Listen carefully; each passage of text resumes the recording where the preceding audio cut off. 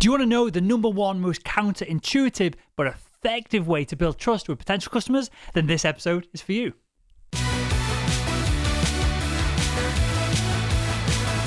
Hello, Sales Nation, and welcome to today's episode of the Sales Man Podcast. On today's show, we have Karl Sakas. He's the author of Made to Lead. You can find it on Amazon. You can find it in the show notes to this episode over at salesmanpodcast.com.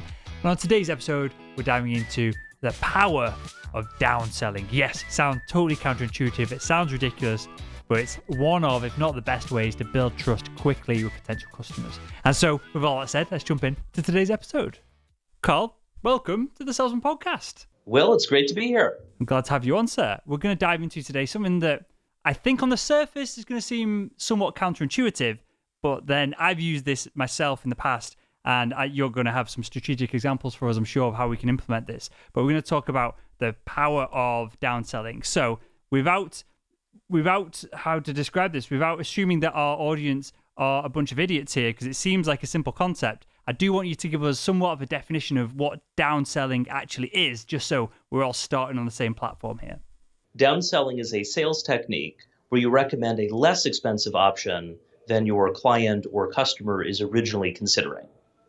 And the reason you do this is that it ultimately is putting the relationship first. Rather than trying to make a quick buck, a quick sale, you're focused on what's suitable for them so that in the future they'll come back for more help rather than seeing you as a transactional salesperson.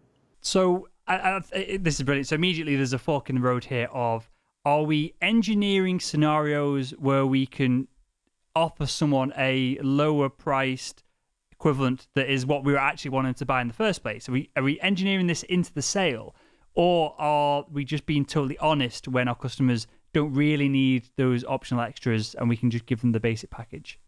It's a little bit of both. If someone is not a fit for something that you're selling, I believe in fast failure. If it's not a fit at all, let them know that it's not a fit. Let them move on. I found that's worked well in my work as an agency consultant. If someone's not a fit, I'll point them to the right person. It doesn't make sense to waste my time or their time. Now, in terms of the engineering side of things, certainly as a salesperson, you should be aware of the various services or products you have available. Here's an example from my own experience, as a customer.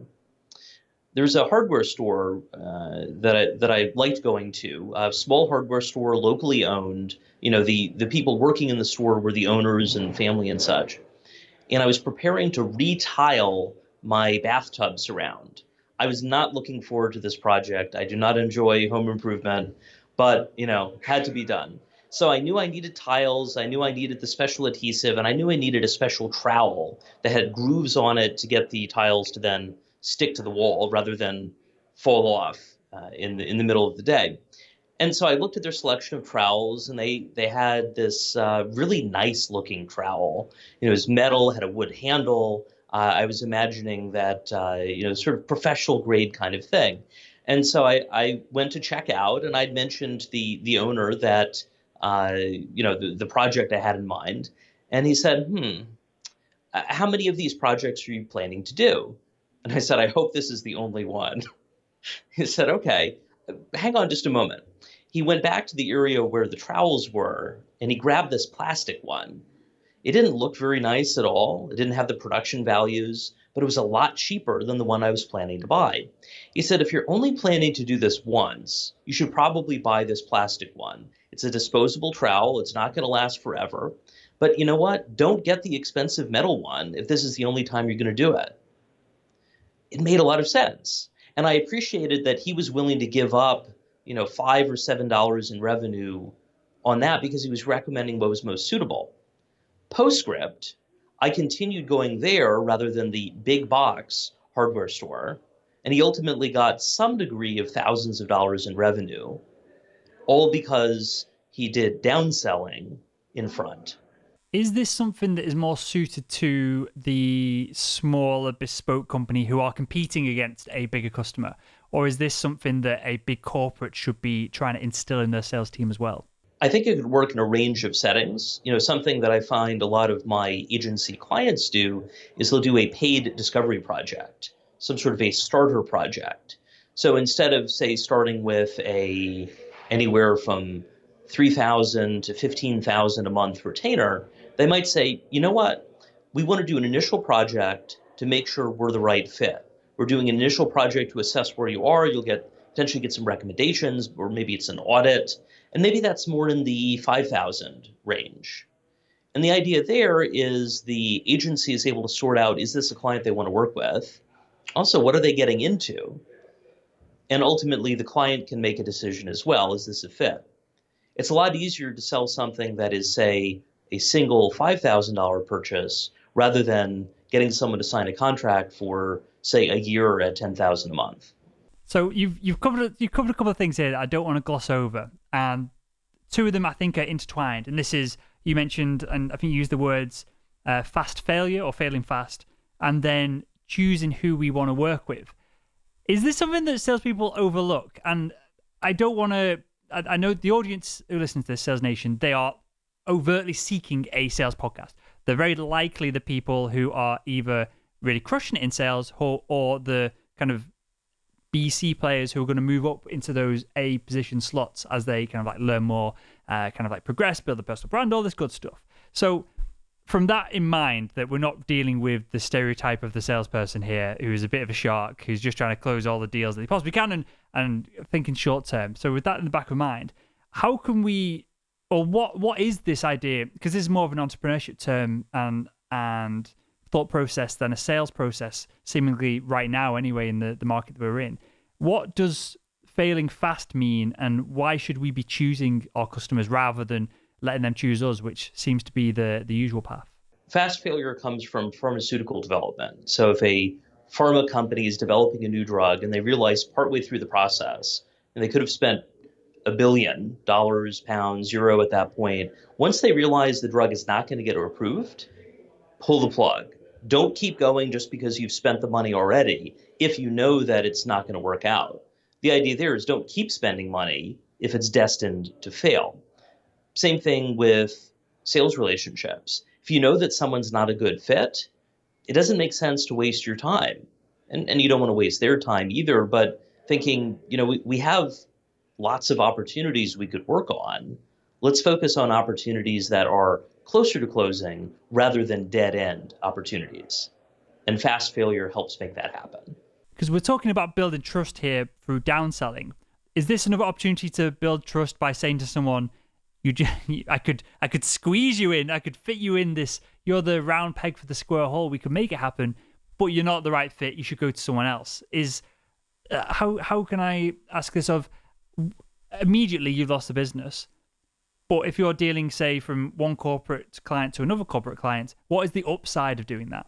The upside is they see you as an honest salesperson. Nothing says you're not a shark or sleazy like declining the business. That by definition, proves it. That came up just the other week where someone had reached out for help. And based on his circumstances, I said, you should really talk to someone else who specializes in this aspect of run your agency. I recommended a few options, offered to do an intro. And I said, once you sort things out with them, I'm glad to help in the future, but you should really focus there first before we work together. So I do this all the time with the podcast audience. I get asked maybe once, twice a day for it. Usually, it's funny, it's just a one-line email of what are your coaching fees or something along those lines. And I don't do any coaching. I'm to the point of I'm happy to, well, I'm not a coach myself. There's no training in that. There's no skill in that, but I'm happy to do whatever I can for free for the audience. And I always get a weird remark back or weird email back of my response is just, email me your questions. I'll see if I can help. I'm not going to charge you for it. And I always get a weird email back of, the trust level that you've just got through that kind of one email is 10 times. They're a fan for life. They're a listener for life at that immediate point. And that is more valuable for me in the long run of having someone listen to 30 episodes a week versus I don't even know how much I'll charge them for a monthly fee. So, but this is only fluke. It's because I don't have time to do it that I haven't implemented anything else into it. But it's interesting that I've noticed that phenomenon of you get one email, which is a pretty bland, what your coaching fees. Clearly someone's listening to the show. There's that no like and trust for them to reach out and be so blunt about it. But then the next email back is 4 pages long and takes me friggin' half an hour to go through it. But that again, it builds these essentially customers for life or listeners for life. So I think there's real value in a lot of this. But where do we draw the line? I'm gonna go back to a point and kind of a fork in the road that we made at the beginning of the show. Where do we draw the line with this, Karl? Of are we engineering all of this to make it look like we're giving honest feedback and honest kind of direction as to, well, you go for the lower price product because we've built this more expensive one that no one actually needs just to push, so we can push people and we can downsell them. Is that what we're aiming towards, or is it just being honest? Is that always the correct answer here? Well, I think only if you're being honest about the situation. I recommend focusing on long-term relationships, focusing on what's suitable for your prospective client, and focus on the long term. I've been an agency consultant for 4 years. I started in digital marketing 20 years ago as a freelance web designer in high school. I want to be doing a version of this 20 or 30 years from now. And I know that a key part of that is having the reputation as someone who gives people good advice, whether they're a client or if they're not a client, and I'm pointing them to the right resource. There's this concept I use called strategically free. And the idea of strategically free is that you're providing some sort of free item, free value, this or that, but you're framing it in a way that you're choosing to do this because you benefit. For instance, someone had reached out recently saying that he was interested in adding new services at his agency, but it was clear from speaking with him there wasn't really budget to hire me as a coach or consultant. But you know what? I was thinking, this is a great topic, adding new services. People are thinking of doing that. So I came back to him and I said, that is a billable question, but that would make a great blog post. Let's do this. I'm willing to answer it for free if we do a call for an hour, as long as I get to record the call and get it transcribed to turn it into a blog post. And don't worry, I'm not going to publish the recording, and I'll anonymize the information in it. It's just for the post. My strategically free framing there was that I'm a lazy blog writer, and this is going to help me get the blog written. And indeed, it worked. That hour and doing some editing, that turned into a 3,000-word blog post. That would have taken forever to write in a hypothetical way. So he benefited, I benefited as well. The key is that you want to avoid situations, that's strategically free. You want to avoid secretly free. That's where you're delivering value, but you're not calling it out, and people just assume, oh, well, okay, we just get that. What's an example of something that's secretly free? This tends to happen a lot in project management, where a project manager will approve an out of scope or scope creep, something that's not included in the budget, but then they don't call it out to the client. That happened to me as an agency project manager, where my predecessor had sold some work for $5,000. It was an annual update. What she had not told the client was that she had given them a 50% discount because she wanted to learn how to become a web developer. She was like, you know what, we'll give them a discount and I'll do the work myself, nights and weekends. Well, she left.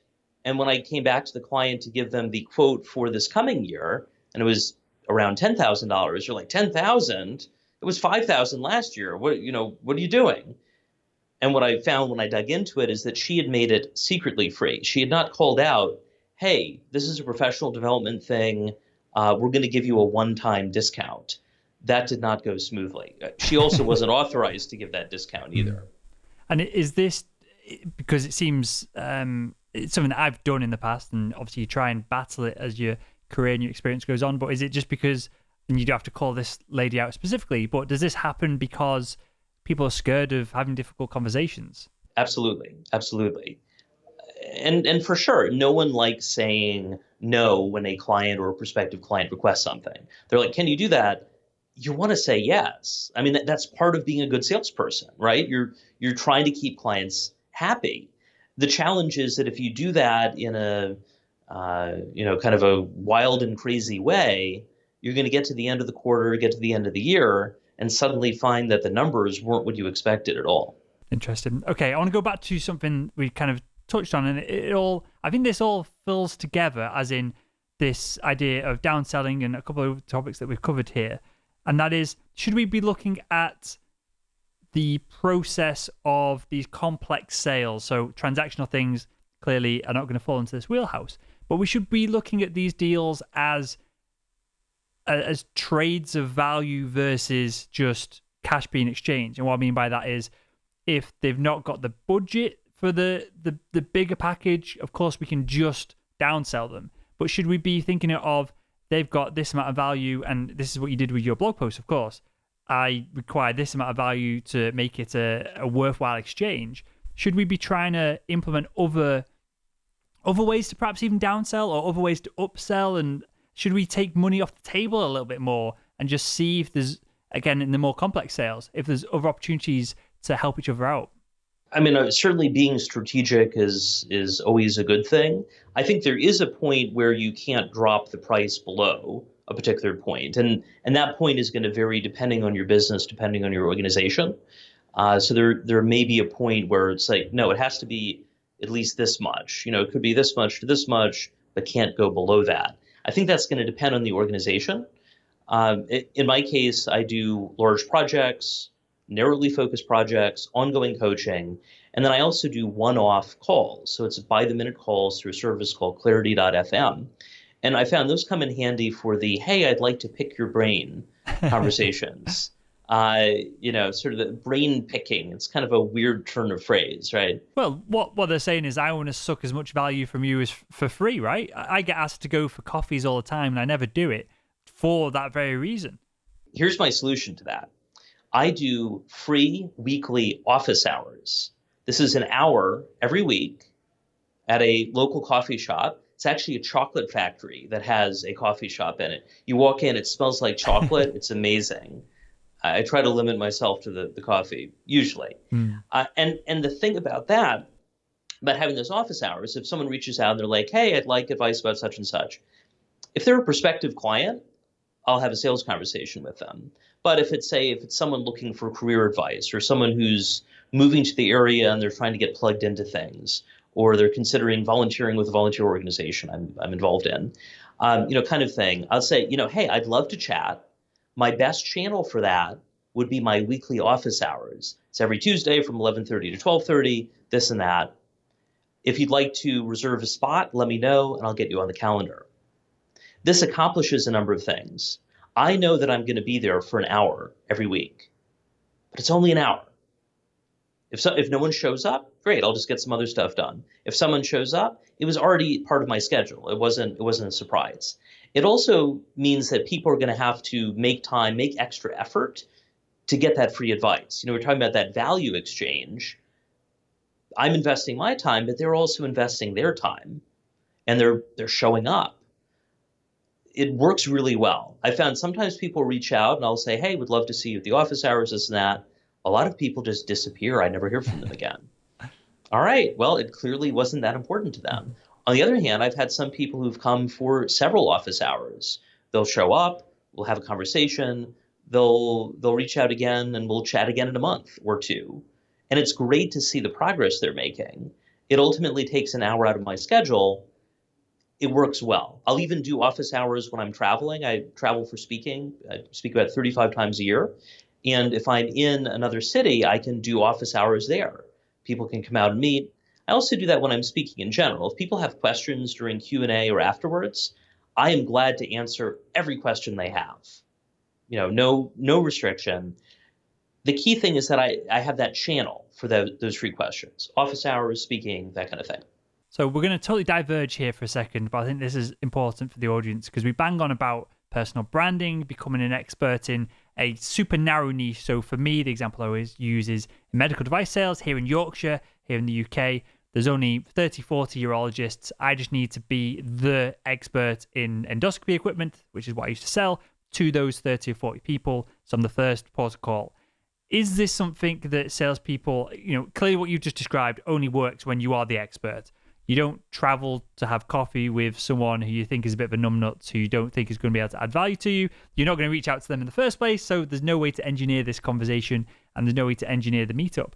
Is becoming a expert in your, again, I'm not talking about the whole industry, but in your like micro niche or your geographic area that you work within, is that something that salespeople should be really putting their time into? Because that's what it comes down to, doesn't it? I guess time and effort and energy.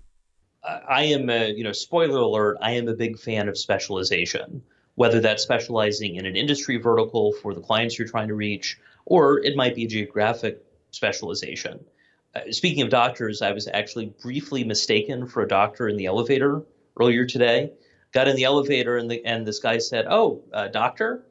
I was a little confused. It's a co-working space. We don't have any doctors practicing here that I know of. I mean, I don't know.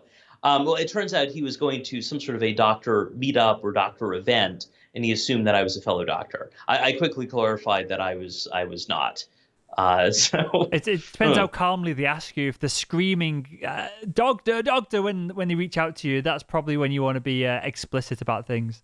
That's true. And I do have some of my clients who refer to me as their agency therapist. But I do clarify, I'm not an actual therapist. So going back to the question about becoming an expert or specializing, I would say that if you're listening, if someone is thinking, well, I don't have time to become a specialist, say in things related to medical device sales or industrial equipment or a particular geographic market, well, I guess, do you have time to do more cold calling? Do you enjoy cold calling? I know I don't.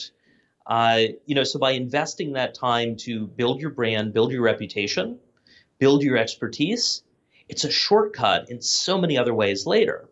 For instance, say with the industrial equipment, what's an example of a product that you sold in the past? Sort of like specific type of thing. So I would sell endoscopy equipment, so camera systems and the associated lenses and cameras that would physically go in the patient. So everything that the surgeon's holding and then what they're looking at as well. Well, so thinking about that, I'm not an expert in that field, but thinking about some factors there. One, who's the decision maker? I would assume that either the doctor or the practice owner is a primary decision maker. You might have an office manager as a gatekeeper. Ultimately, though, the doctor is thinking, how do I maximize utilization on this device? If someone is spending thousands or millions of dollars on a device, their goal is to keep it used as much as possible. That's why, in the US, for instance, Southwest Airlines is known for turning planes very quickly. Like other airlines may take half an hour, they can get it done in, say, 20 minutes.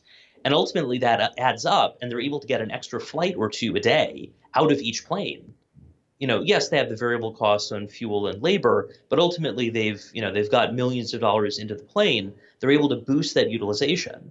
In their case, that actually happened by accident. They had to sell a plane at the last minute in the 1970s, and they had to make do with what they had. The reason I mention that, though, is if you're selling endoscopy equipment, knowing that the doctor you're selling to or the practice you're selling to is trying to maximize appointments and sort of back-to-back kind of thing, you may have some advice on helping them book more patients. Maybe you have some advice about how to schedule things better so they can maximize utilization. Ultimately, you're helping them run their business better. You're also helping them, more specifically, boost the ROI on what it is you want them to invest in. I mean, this is all about value. The more you know about the value your client or customer or prospective customer is getting from it, the easier it is to make the sale, assuming there's a fit. I've got a 100% exact example of what you just described there, almost uncanny. I did this by accident, but I went from the biggest supplier and like the best brand name within the space to the other biggest supplier and best brand name in the space. And I moved up north, so it was different customers. So I didn't manage to bring my customers with me. But when I made that shift, how to describe? Long story short, with the equipment, there's two different ways of doing it. You can have a camera on the end of a stick that goes into a patient, so the camera's inside the patient, that goes up on the screen. Or you can have a series of glass lenses, and you have a camera on the end of that, so the camera is outside the patient, and then it goes to the screen. So when the camera is inside the patient, it's a smaller camera, it gathers less light, the image is perhaps less optically distorted, but there's kind of ups and downsides to that. But it's far cheaper to have one camera head with essentially a camera lens attached to it, and you have multiple camera lenses, and they're going in the patient so they can be turned around quickly, because obviously they need to be disinfected, high level sterilized, and there's a whole process, and that isn't done in the theaters. That's off to the sterilization part of the hospital itself. So I inadvertently talking about utilization and throughput of patients and equipment, these stick on the camera on the end of the stick endoscopes were crazy expensive versus the optical ones. So you could have 20 or 30 optical ones for the 4 or 5 camera on a stick. So you only need one of those to break, and the whole theatre list is screwed. Then you're going back and forth. You're trying to get things sterilized and processed. And then things get broken because they're being dragged back and forth on unusual routes through the hospital because you're trying to rush it. And so this was a huge selling advantage I didn't realize until I moved to the other company, because there's many benefits to having the chip on the stick. It's a cool toy. That's the biggest one that the surgeons like to play with. But it's the underlying factors, which is what you're describing, of the throughput of patients, that versus the cost of the repairs of the equipment, and how it all tallies together. And so I literally wrote out an email, and I used that as a template. I used that as essentially a cold email with all these facts, with all this information. No need for you to come and see me for me to be the gatekeeper of this information. I would send it to the surgeons. I would send a slightly different one to the theatre managers, and I would always get my foot in the door because of that. And it was just that initial value up front. And I think the company that with the camera outside the patient now does camera inside the patient. I think they've changed the thought process on this. But this is, again, perhaps an opportunity to downsell if you don't need the extra image quality that you get from having the camera closer to the source. So there's multiple things to perhaps unpack there. But it was just intriguing to me of your kind of made up example is basically my anecdote, and that got me in the door with more surgeons than anything else. No cold calls, no kind of like hanging around to meet people, no networking, just this email of, here's some value, here's what I've found has worked in other places, this can potentially save you a load of money, it can make for the surgeon specifically, it can make your job easier because you're not unraveling damaged equipment and then sending it off and then being panicked whether you want to get case number 5 in the books at the end of the day, whether things are going to come back or not. And that was just, from my perspective, at the time, a revelation of send an email that isn't, hey, I want to spend some time with you. It's, hey, here's a bunch of stuff. If you're cool, let's hang out. If that makes sense. That's great. I have the best sales email or sales letter I've seen. If you do a search online for Leonardo da Vinci's resume, it's technically a letter, but in this letter, he writes to some sort of feudal lord offering his services. And his services are framed in the context of what they're interested in. For instance, it sounded like everyone was, there's a lot of war back then. So he said, I can create lightweight fortifications that will protect your troops. Or I can create these special collapsible bridges that help you cross gaps that your opposing army can't. And I have machines to throw fire into enemy fortifications and this and that. And it was all from the perspective of what his target market cared about.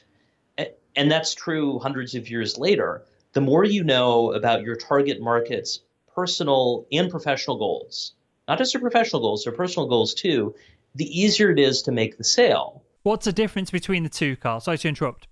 We've kind of covered this on the show before, but again, not something I want to gloss over because there's multiple elements to this and there's multiple impacts from it. But what would be a personal goal and what would be a professional goal? So with the medical example, maybe the surgeon's goal professionally is to boost his or her income for the overall practice. Maybe that's the professional goal. Maybe it's serve more patients, this and that. Maybe bring in enough revenue so they can add a new wing. Maybe that's a potential professional goal. On the personal side, the personal goal might be, get home in time for dinner more often. I had a conversation with a client about that recently where he was overloaded at work, was coaching him and helping his agency. He was just really overwhelmed. Early on, I asked how many employees he had. He did not know. He wasn't sure. The answer, 29 employees. It was going back and forth about some things. And I came up with a solution that was going to get him home earlier every night. He had to follow the advice, but it could do it. And I said, what if I could get you home in time for dinner almost every night of the week? And he paused for a moment, was sort of lost for words. And he said, my wife would have me prepay you for 20 years of service as a coach. It's almost as you say that I'm absorbing it and taking it in. I don't know how I would turn that around for the medical device perspective, because clearly you've got to know someone a little bit before you can throw something like that at them. But Right. That's not a first conversation. no, no. But it turns the conversation into a what I call a no-brainer conversation of, if that is so important to him, and the way you phrase the question, the way you pitched it to him of, if I'm assuming it would be, if I can do X, Y, Z, is this deal going to happen? Then you're almost narrowing the focus down so much that you'd be crazy not to, right? And is that the scenario that we should be trying to find ourselves in as we come to the close in all of these conversations? I mean, it depends on where you are in the process. In this particular example, this was an existing client. I already was getting to know him, and this in particular was for an upsell to do an in-person training at his office, which would have been out of scope for the ongoing coaching. In this case, it would be an upsell for sure. I'm not opposed to upsells and cross sells, but it has to be the right approach in that setting. So by knowing his personal and professional goals, I was able to recommend something accordingly. When it comes to a client that you don't have a strong existing relationship with, maybe they're new, I would say the more you can learn about their circumstances, about their situation, the easier it is to help them, the easier it is to persuade them. And I would also say, my work is focusing on marketing agencies, digital agencies. My advice to them is that if clients aren't willing to share information about their business goals and about what they're doing now and how the pieces fit together, that may be a sign that they don't trust you enough to hire you. If you ask, for instance, what is your revenue now? And they won't say, it's not a good sign that they're going to close anytime soon. It's got to be an exchange, right? You've got to. I don't think you need to perhaps withhold information, and I don't think it should be a negotiation. I always try and look at it that the cliche at this point, Gary Vaynerchuk looking at relationships of give that 51% and only take the 49 when it's presented to you, or give to 10 people, and then the one person who does give back will give you back more than that 10, kind of like the group of people that you've given out value to. I like to look at it like that. But I don't think I know this, and I need to cover it more on the show. People's personal goals, once you've got that know, like, and trust, once you have somewhat of a relationship with them, they're probably more powerful than the professional goals, right? A lot of the time for to get to the point of a decision. Perhaps it's almost like your logical and your emotional side of things. The logical is probably, well, this company can probably save us money. They're going to do X, Y, Z. They're going to save us time. But then the emotional, when the action actually happens, when that snap decision is made to make a decision, that probably comes from the personal elements of what am I going to gain from the professional side of things, right? Absolutely. I mean, ultimately, for most people, if not everyone, professional goals layer on top of personal goals. So, for instance, you could say, if we do this project, we would expect that this is going to increase, whether it's revenue, profits, what have you, by, say, 100,000 or by a million or whatever. That fits into their professional goals. But on the personal side, say if you know that someone is trying to get promoted, maybe this is the key they need. This is, that sort of resume bullet or that thing in their portfolio they need to get that promotion. If you can frame things like that, their business is going to benefit, their company is going to benefit, and they are going to benefit personally, why would they not want to move forward? Love it. Makes total sense. And with that, Karl, we'll wrap up here, mate, with one question that I ask everyone that comes on the show, and you can tell us a little bit about the book. So the question is, if you could go back in time and speak to your younger self, what would be the one piece of advice you'd give him to help him become better at selling? I would say get more sales experience early on. I did that to some extent as a freelance web designer and technology consultant. One of the conversations I had was an organization wanted help with a particular thing. I'd been charging $35 an hour and thinking, okay, there's a lot more value to them on getting this assistance.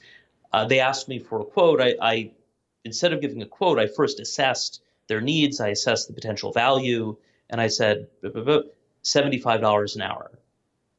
And they said yes, way too quickly. It's like, oh wow, I could have charged more.